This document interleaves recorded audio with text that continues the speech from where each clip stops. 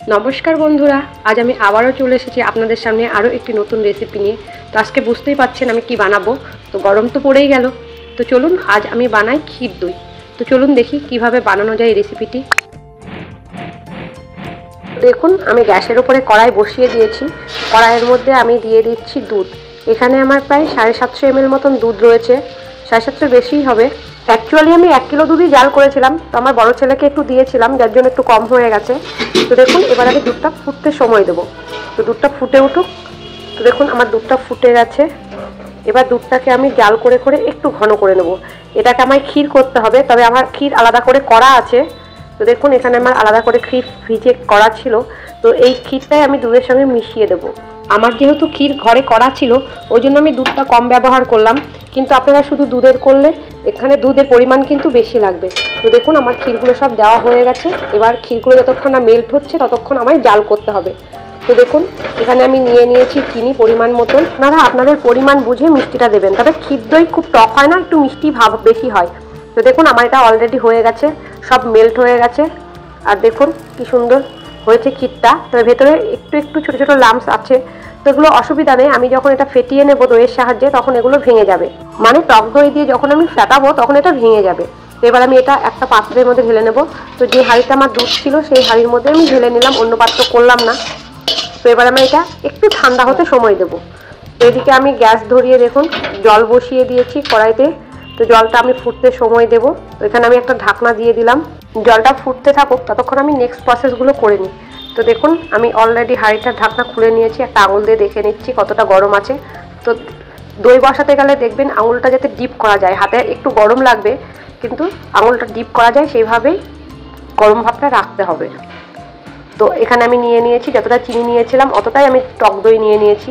এক্ষেত্রে দইটা একটু বেশি পরিমাণ লাগবে যেহেতু এটা ক্ষীর দই। তো এবার আমি এটা একটা হ্যান্ড উইক্স দিয়ে ফেটিয়ে নেব।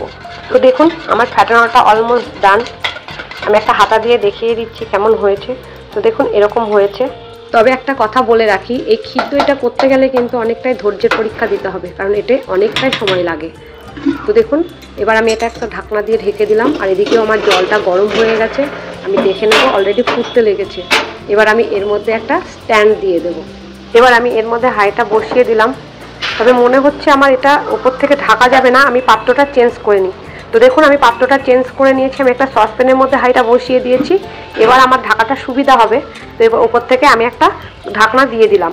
আমি 35 মিনিট পর চলে এসেছি, ঢাকনাটা খুলে দেখে নেব কেমন হয়েছে। আমি আগেই বলেছি এটা করতে কিন্তু অনেকটাই সময় লাগে, নর্মাল দই হলে 20 থেকে 25 মিনিটে হয়ে যায়। তবে আপনাদের ফ্লেমের উপরে ডিপেন্ড করবে ফ্লেমটা কেমন রাখবেন। তো দেখুন আমার মনে হচ্ছে প্রায় হয়ে গেছে, তবু আমি একটা চাকু দিয়ে দেখে নেব কেমন বসেছে। তো দেখুন মাথা একটু ওপরে ভাগে লেগে আছে, প্রায় বসেই গেছে। তবু আমি 5 মিনিট একটু রেখে দেবো। আমি এই পাশটাও একটু চাকু দেখে নিলাম, আর 5 মিনিট আমি রেখে দেবো, তারপরে আমি গ্যাসটা অফ করে দেবো। তো দেখুন 5 মিনিট পর আমি চলে এসেছি, আবারও ঢাকনাটা খুলে দেখে নিচ্ছি। তো দেখুন একদম পারফেক্ট হয়ে গেছে দইটা, সুন্দর হয়েছে। আর ওপরে হাঁড়িতে যেহেতু শর্ট ছিল, শর্টটা দেখুন একটু লালচে হয়ে গেছে। এবার আমি এটা গ্যাস থেকে নামিয়ে ঠান্ডা করে নেব, তারপরে আমি আপনাদের সার্ভ করে দেখাবো। তবে এটা গরম অবস্থাতে আর একটু থাকুক, তাহলে আর একটু জমাট বাঁধবে। তবে এটাকে আপনারা 2 ঘন্টা ফ্রিজে রেখে খাবেন, তাহলে কিন্তু এর স্বাদটা অনেকটাই বেশি হবে। তো দেখুন আমি এখানে নিয়ে এসেছি, এটা ঠান্ডা করার পরে ফ্রিজে রাখিনি। দেখুন কতটা চাপ ধরে গেছে, জমাট হয়ে গেছে, দেখতেও কি সুন্দর হয়েছে, কালারটা সুন্দর এসেছে। তো দেখুন আমি চামচে করে তুলছি, দেখুন এতটুকুও জল নেই, দেখুন হাঁড়ির মধ্যে এতটুকুও জল নেই। দইটা কাটার পরেও কিন্তু জল বেরোচ্ছে না। তো এইভাবে আপনারা অবশ্যই একবার বাড়িতে ট্রাই করবেন। আর গরম তো পড়েই গেল, গরম অলরেডি পড়তে লেগে গেছে।